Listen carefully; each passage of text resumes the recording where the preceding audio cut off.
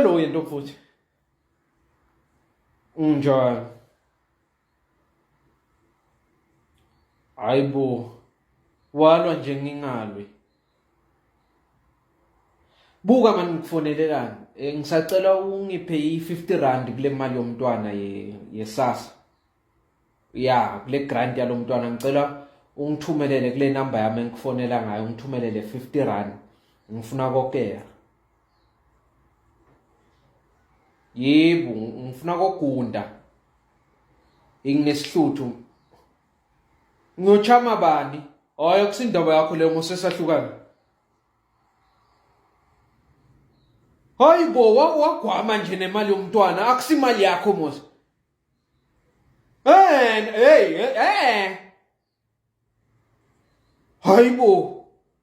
Uhlale wenza le mchino yenu ushintsha imichino njalo makuyilanga legrant kodwa mina ngibale mina nje ngiyaqala nje ukucela imali yokugunda kodwa manje songitshela ukuthi umntwana uzawudlani.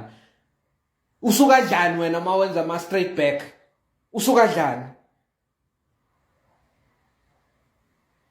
Hayi yabona ugwama nale mali uthanda imali wena inkinga yakho uthanda imali yikho futhi sahlukana sina ngoba uthanda imali. Na lo mfana ohlala ngakhaya kindo beka la ngasekhaya izolo ngiyambingelela wangitshela indawo zakho ukuthi manje wena sothandana na Vusi lo sebenze eKomatiland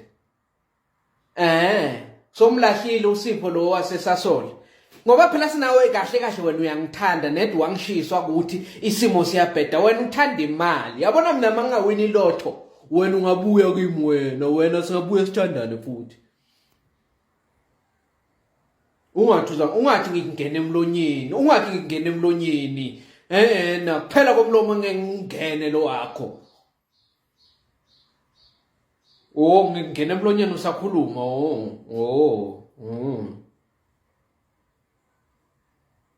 Ngiyathanda manje awufake le 50 rand mani yabona manje nje sesiyalwa ngathi siyathandana faka le 50 ubingelele lo mfana mama.